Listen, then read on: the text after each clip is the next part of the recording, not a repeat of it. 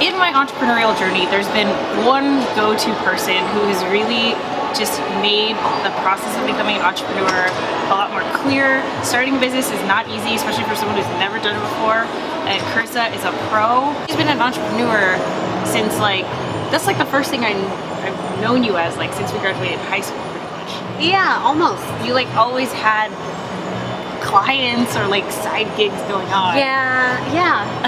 I did actually. Yeah. So I do Postmates because that's me making ends meet while I'm building my business, right?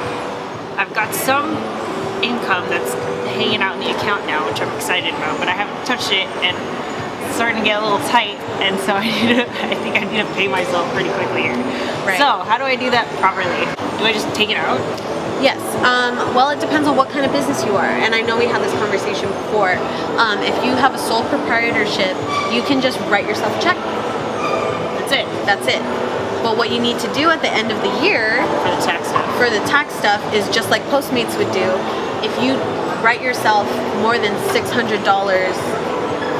for a personal, for your personal expenses, right. If you write yourself more than $600 within a 1 year period, you've got to give yourself a 1099. Okay. Yeah, that's it. So it's the same thing. So I'm an independent contractor for my own business. Basically. Got it. Okay, so the last thing I wanted to ask you is just like entrepreneurship in general. How about for the people who are thinking about it?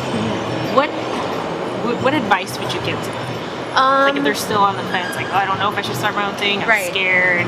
It's a scary thing. And it is. Yeah. No lie.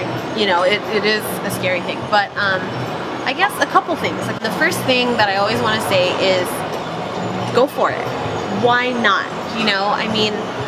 Why not try it? Worst case scenario, you fail, you close the business, and then you move on to the next thing. But at the same time, entrepreneurship is not easy, and I think you relate. It's a complete lifestyle change. Like everything changes. Yeah, and it's like having a baby. It is. Seriously, it is, because you're constantly thinking about, okay, does this apply?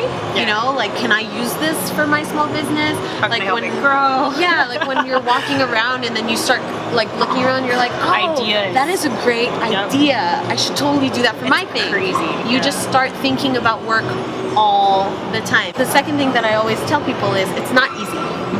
Don't think that, oh yeah, I can wear pajamas while working, I can work at everything's home, flexible here, I can do it when I want, whenever I want. No. Yeah. To be honest with you, that's probably harder because it's like there's no 9 to 5. You're working all the time. You need to set your own boundaries, which is really hard sometimes because your mind keeps moving, and then next thing you know, it's 12 at night and you're on your laptop doing something because it just popped in your head, you don't want to forget. Right. Then you lose sleep, you get really tired, and then burnout happens, So you've got to commit to this even when you think that it's not a good idea anymore. Yeah. I think the third piece of advice that I have for people is, okay, you have an idea, you want to start something. What is different from what you have compared to what's already out there? You've got to have an idea. Some distinguishing. Yeah.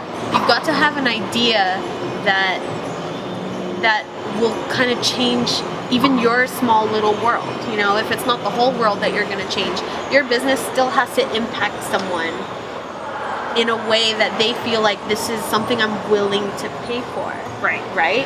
It's like a corporate culture that you're becoming part of. You don't realize that because it's just a job. It's just a 9 to 5 and you just have to follow what they say. Right. But for you've got to create that. You've got to establish that brand and that corporate culture for yourself.